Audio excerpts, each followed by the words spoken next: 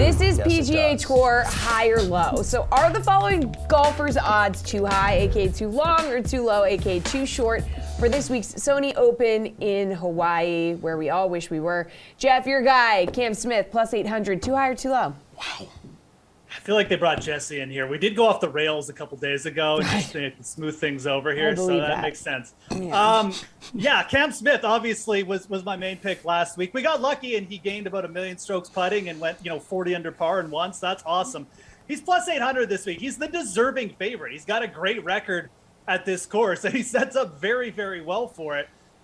Seeing Cameron Smith as a plus 800 favorite in a PGA Tour event is very jarring. I mean, this is a guy who was known as a good talent, but not really an elite player until basically just last week. I think, like I said, I think he's a deserving favorite, but I really do feel like, you would need at least plus 1,200 for me to be really interested. Webb Simpson, very high end on these little tricky courses. I think he's probably the better bet there. And realistically, there's enough players kind of in the 1,800 to 2,000 range who just have like the similar ability to just get hot one week, just like Cam Smith did last week. So I love Cameron Smith. I think he deserves to be the favorite this week. I expect big things from him. I think he's definitely going to challenge for majors, but he's a little bit too short for me. Reid, like Geoff said, he won last week shooting 34 under, and he won this event back in 2020. Yeah, he also gained the most strokes off the tee, which is what we don't see from Cameron Smith. I guess Geoff is going by his full name now because he's won. And look, yeah, Sir Cameron Smith, I get it, but it's just too short. Geoff spent 45 minutes explaining why this is too short, and I thought he was going to do his Geoff Ulrich thing where he mentions every other person behind him, which is a good play, which I thought would have been a good start for Mr. Ulrich. One guy in particular is Deku Matsuyama. He's plus 1,800. This guy's played the Sony Open a bunch. He's been on and off, obviously, with his putter. He hasn't putted well at all at this course, but he was plus 2,200 last week in a much stronger field. Now Bryson has withdrawn, and now you see Hideki here, who's a Masters winner. And I love Corey Connors, but him and Hideki Matsuyama being the same odds is egregious. So I think this is too low, too short for Mr. Cameron Smith. Well, Reid, your guy from Geoff's guy to your guy, sung-jae plus 1,600. Too high or too low, dude? I don't know, sung-jae. God, I was angry texting about sung-jae Sunday afternoon, which is a little bit early for my angry texts on Twitter. It's usually reserved for the nighttime when the Raiders are playing. But look, I think I think he's too low. And the reason why too is, like, I get he's great. He's great on Bermuda greens, but the approach game last week was a little faulty. And that scares me quite a bit, especially at this course where you do need putting, obviously, but you need that approach game to be strong. And what we saw on the weekend was not great from sung-jae. And trust me, I want to be here and be extremely bullish on the guy. But right now, again, I mentioned Hideki Matsuyama is 2 points, to higher than sung-jae, and that's much more where I would want to go. Or I'd like to take deeper odds because we've seen this tournament won by guys who are at the plus 8,000 type of number, right, or plus 5,000 type of number. I love sung-jae, but a little too low, even though I think he's well set, he's well suited for this course. Okay, Ulrich, how do we feel about sung-jae's odds here, bud? Yeah, even though Reid spent half the show, criticizing me and stuff like that, I mean, I am going to agree with him here. You just deal with that stuff off camera, pal. But I think sung-jae's a little bit too short as well. I mean, it was okay last week, but this is a player who, like, you really will need the putter to get hot, and it doesn't happen that much with sung-jae. So, like, a top 20 finish, yeah, probably, maybe even a top 10. But I think you look at the odds too, and Reid mentioned Matsuyama, which I agree. I mean, I'm not sure why Hideki is bigger than like Leishman or him, but I think even going further back, like, why is Abe Answer, who sets up beautifully for a course like this, is a better putter, quite frankly, and he's plus 2,200. I mean, I think Answer, a guy who played last week too, is a very good target there at plus 2,200. That is probably where I would start on the DraftKings Sportsbook right now. So yeah, sung-jae is fine. He's definitely playing well. He's got that fall momentum from the win, but I didn't really see enough last week to make me want to dive in at plus 1,600. I think he's too short. There's better targets in the 2,000 range. I know Reid likes the Taylor Gooch there, plus 2,500 range. The Gooch. Yeah, that's right. I read your articles, Reid. Of course you do. Geoff, let's talk about last year's winner at the Sony Open. Kevin Na, plus 2,500, too high or too low? Again, I mean, I guess we're just throwing, cold water on everything this week. But I really do think Kevin Na is too low here. You've set up beautifully for this course, but Kevin Na is really kind of like a spike player. he's kind of a player you want to get when the sentiment is a little bit low and you're getting a chance to go in on him at like 40 or 50 to 1. I think at plus 2,500, everything about Kevin Na is kind of baked in. Yes, it's a good setup. He's a high-end putter. He could get hot and win this 2 years in a row. But there's like 10 other players who could do the exact same thing and does the exact same thing as Kevin Na in this field. And some of them are just bigger in the odds. I mean, some players that are getting some heat this week, Seamus Power, Joel Dahman, they all played last week, Siwoo Kim.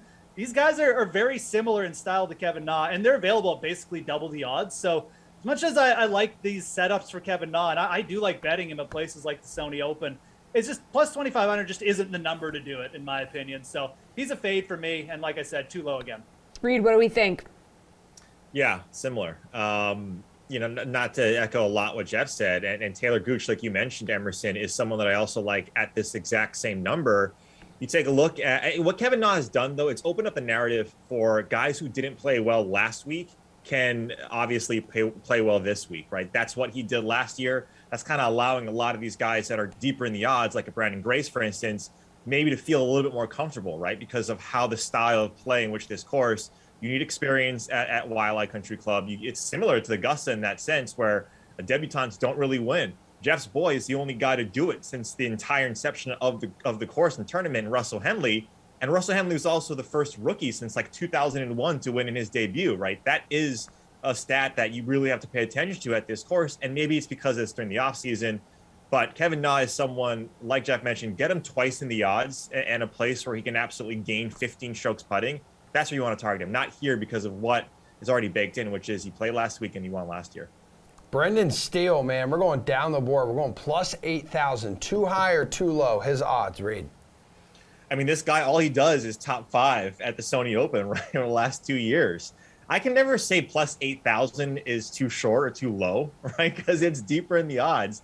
That is a nice penny if you get this outright and he wins. And he was close, man. If not for one Cameron Smith in 2020, Brendan Steele was a guy who had, I think, the 54-hole lead going into Sunday at Waialae. So I personally don't mind if you want to go to Steele, because this is a little bit more of, like I mentioned, course history, and you need to play well at Waialae. Well, you don't need to play well, but you need to have played Waialae. Again, there's guys that I like twice in the odds, basically, over Brendan Steele. I mentioned Grace, who's definitely there. He won RBC Heritage. He's at plus 1,000 or plus 10,000.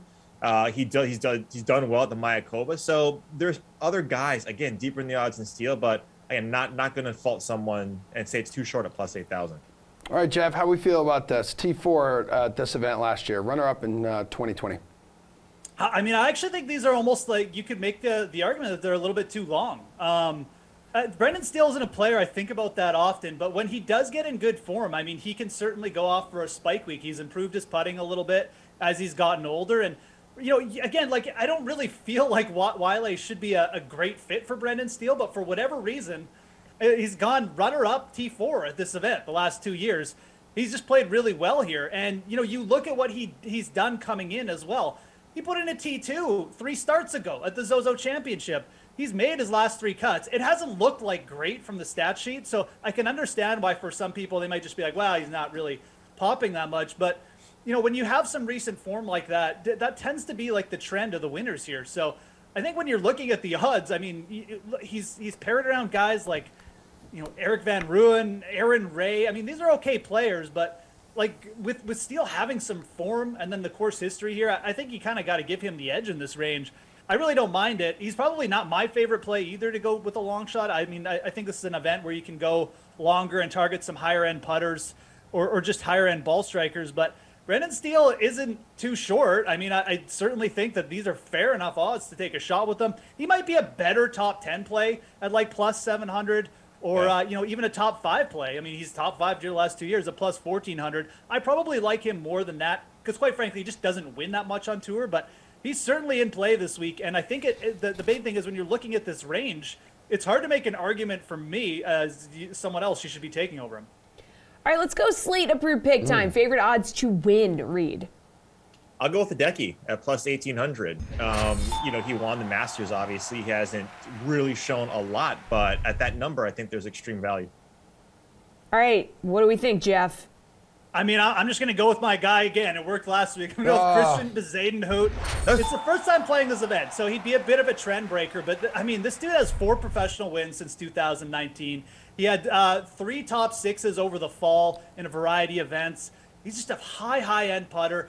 Hits his irons very well from the proximity you're going to need this week. I think he sets up great, and I think he's a young player who's going to break through this year for a win. I'm surprised Russell Henley wasn't your slate approved pick. He's too short. Plus 22. He's got to be longer odds. Yeah. Russell Henley. Odds, Reid. Catch up. Former Honda Classic winner, for sure.